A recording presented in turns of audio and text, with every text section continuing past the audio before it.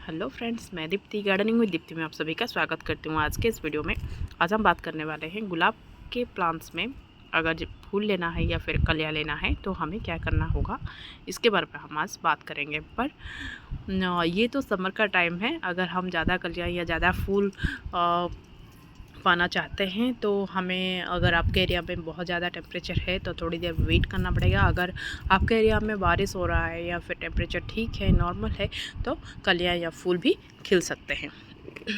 तो पहली बात ये है दोस्तों, अगर ज़्यादा गर्मी है, ज़्यादा टेम्परेचर है, मतलब कहीं कहीं पे 50 डिग्री से भी ज़्यादा टेम्परेचर हो गया है, तो अगर आपके एरिया में टेम्परेचर ज़्यादा है तो आप कोशिश कीजिए प्लांट को छाया वाली जगह पर रखने के लिए, क्योंकि वहाँ पे डायरेक्ट सनलाइट नहीं पड़ेगा। तेज़ धूप के कारण से प्लांट ख़राब होता है। तो फूल या फिर कलियाँ हम लोग अगर नहीं लेंगे तो ही प्लांट के लिए अच्छा है, प्लांट हमारा बच जाएगा। तो छाए वाले जगह पर रखिए या फिर आप ग्रीन नेट के नीचे भी रख सकते हैं प्लांट को। और अगर आप चाहेंगे तो प्लांट को दीवार के पास ऐसे वाले जगह पर भी रख सकते हैं, जहाँ पर धूप थोड़ा थोड़ा आएगा, वैसे ही आप कोशिश कीजिए प्लांट को रखने के लिए। तो अगर आपके एरिया का टेम्परेचर नॉर्मल है फ्रेंड्स, आप फुल सनलाइट में रखिए और प्लांट को, क्योंकि गुलाब को मतलब पूरे दिन जितना धूप मिलेगा उतने अच्छे से ग्रो करता है। बट इसका जो टेम्परेचर है 32 या 33 डिग्री से ज़्यादा अगर टेम्परेचर हो जाता है तो प्लांट को सर्वाइव करना थोड़ा सा मुश्किल होता है। और इसका जो गुलाब का जो बेस्ट टाइम है ग्रोइंग का, वो विंटर का टाइम होता है या फिर बारिश के मौसम में भी बहुत अच्छे से ग्रो करता है। पर जब भी आप देखेंगे समर का टाइम होता है, ये जून जुलाई महीना का जो टाइम होता है, यहाँ पर बहुत ज़्यादा गर्मी होती है। इसमें गुलाब प्लांट को बचाना थोड़ा सा मुश्किल हो जाता है। तो बहुत कुछ विशेष चीज़ों पे ध्यान भी देना होगा। अगर आपको एरिया में धूप बहुत ज़्यादा है तो आप प्लांट को छाया वाली जगह पर रखने के साथ साथ आप कोई भी प्रूनिंग अभी मत कीजिए, क्योंकि आप जैसे ही प्रूनिंग करना शुरू कर देंगे तो प्लांट का जो मतलब स्टेम का डायबैक होना शुरू हो जाएगा। ऊपर से ही वो स्टेम ऐसे ऐसे मतलब सूखी हुई नीचे तक आएगी। उसके बाद प्लांट जो है मतलब धीरे धीरे एक एक जो है उसका ब्रांच ख़राब होना शुरू हो जाएगा। तो इसके लिए हमें प्रूनिंग नहीं करना है इस टाइम पे। अगर आपके प्लांट में फूल आ रहे हैं तो आप प्रून कीजिए, या फिर कोई भी पत्ते या फिर ब्रांच पे कीड़ा लगी है तो ही आप प्रून कीजिए। इस दोनों की चीज़ के अलावा आप कभी भी समर के टाइम में, मतलब इसी तेज़ गर्मी के टाइम में प्लांट को प्रून मत कीजिए। अब अगर आपके एरिया में ज़्यादा धूप भी है, टेम्परेचर भी बहुत ज़्यादा है, प्लांट को आप बचा नहीं पा रहे हैं, तो आप उसको मॉइस्चर, मतलब प्लांट का मॉइस्चर मेंटेन करना बहुत ज़रूरी है। प्लांट के हर मतलब स्टेम पे, पत्तों पे आप हमेशा पानी को दिन में 2 बार 3 बार अगर होगा तो पानी का स्प्रे करते रहिए। और मिट्टी बार बार गीला मत कीजिए। सुबह एक बार आप अच्छे से मिट्टी में पानी डाल दीजिए, फिर नेक्स्ट डे मॉर्निंग में ही आप मिट्टी में पानी डालिए। बार बार अगर मिट्टी में पानी डालेंगे तो मतलब जड़ों में फंगस लग सकता है, रूट रॉट हो सकता है, प्लांट डैमेज हो सकता है। इसलिए आप प्लांट में ज़्यादा पानी मत डालिए, सुबह एक बार डाल दीजिए, क्योंकि जो दिन में क्या होता है, प्लांट अपना फोटोसिंथेसिस प्रोसेस शुरू करता है और प्लांट में खाना बनता है, इसलिए उसे पानी की ज़रूरत होती है। इसी वजह से आप सुबह पानी डाल दीजिए, फिर नेक्स्ट डे मॉर्निंग आप पानी दे दीजिए।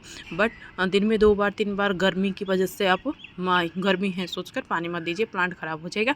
आप बिल्कुल उसमें ना पत्तियाँ आएंगे, ना कलियाँ आएगा, ना कुछ आएगा, कुछ नहीं होगा, बिल्कुल ही प्लांट डैमेज हो जाएगा।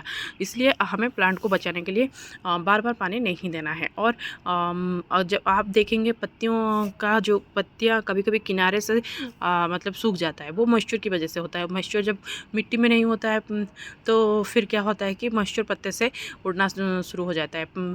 तो पानी से जैसे ही मॉइस्चर चला जाता है उसके बाद पत्तियां भी सूखना शुरू कर देता है और ऐसे से होकर सारे पत्ते गिर जाते हैं। इसलिए मॉइस्चर मेंटेन करना बहुत ज़रूरी है। प्लांट में आप हमेशा स्प्रे करते रहिए अगर आपके यहाँ पे बहुत ज़्यादा गर्मी है तो दोस्तों ये तो थी मॉइस्चर कैसे मेंटेन करेंगे प्लांट पे और पानी कैसे देंगे इसके ऊपर टॉपिक। और दोस्तों अब हम बढ़ेंगे अगले टॉपिक के और। आपके एरिया का अगर टेम्परेचर अच्छा है तो प्लांट में हमें फर्टिलाइज़र तो देना ही होगा। तो क्योंकि गुलाब एक ऐसा प्लांट है जिसको बहुत ज़्यादा खाना की ज़रूरत होती है, जो बहुत ज़्यादा मतलब ये एक हैवी फीडर प्लांट है और हाई मेंटेनेंस प्लांट भी है। तो जब इसको हम मतलब खाना देंगे तो एटलीस्ट आप 1 चम्मच फ्रेश चाय पत्ती इसके चारों तरफ, प्लांट के चारों तरफ मिट्टी में डाल दीजिए। ये चीज़ आप 20 दिन में या फिर 25 दिन में एक बार कर सकते हैं, अगर वो फ्रेश चाय पत्ती है तो। अगर आप कोई भी यूज्ड वाला चाय पत्ती भी देना चाहते हैं तो उसको अच्छे से धुल दीजिए, पहले तो यूज्ड वाला चाय पत्ती को अच्छे से साफ़ कर दीजिए। वॉश करने के बाद उसको सुखा दीजिए, फिर सुखाने के बाद उसको प्लांट में डाल दीजिए। वो जो यूज्ड वाला चाय पत्ती आप 1 मुट्ठी भी दे सकते हैं, वो ऑर्गेनिक है और प्लांट में कोई इतना ज़्यादा ख़राब मतलब नुकसान नहीं होगा।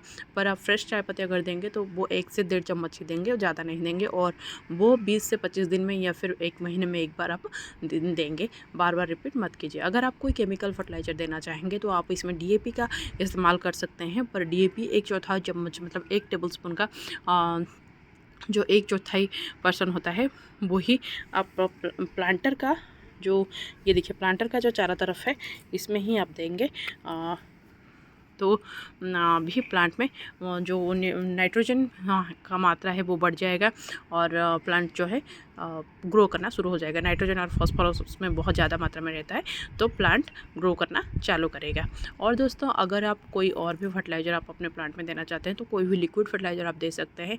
गोबर की जो उबले आते हैं उसको आप पानी में डुबाकर, 1/2 लीटर पानी में 2 उबले या 3 उबले ऐसे उबाकर आप 2 या 3 दिन के लिए रख दीजिए। फिर उस लिक्विड में 10 गुना पानी और ऐड करके अपने जितने भी गुलाब के प्लांट है उसमें आप दे सकते हैं। ये थी फर्टिलाइज़र की बात।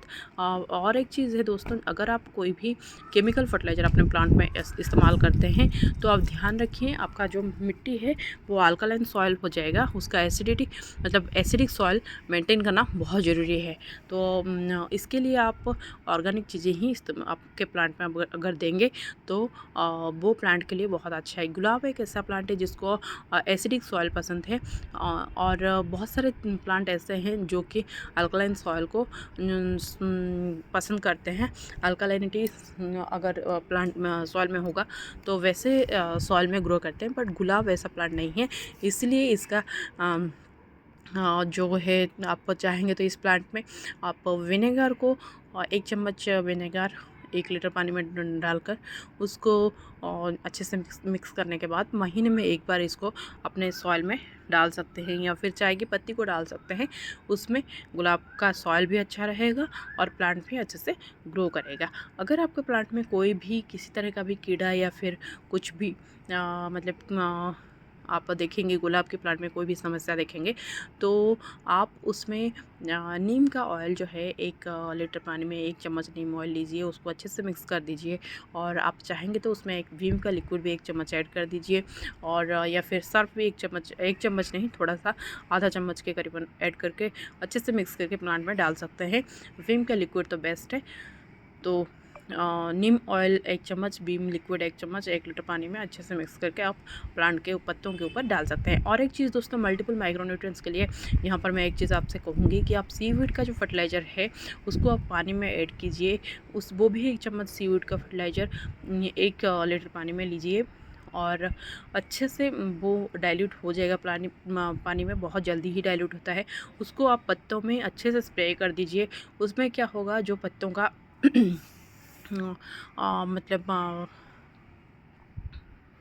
पत्तों को प्लांट को माइक्रोन्यूट्रिएंट्स मिलेगा और बहुत जल्दी ही कलियाँ भी आएंगे। बर्ड्स खिलने के बाद फूल भी खिलना शुरू हो जाएगा। तो इस तरीके से आप सॉइल को और पूरा प्लांट को केयर कर सकते हैं। तो ये थी दोस्तों आज की वीडियो। आशा करती हूँ आपको आज का मेरा ये वीडियो पसंद आया होगा। और तो अगर मेरी वीडियो अच्छी लगी है तो मेरे वीडियो को लाइक कर दीजिए और मेरे चैनल को सब्सक्राइब भी करना मत भूलिएगा दोस्तों। हम फिर मिलेंगे नेक्स्ट वीडियो में, तब तक के लिए टेक केयर, बाय बाय।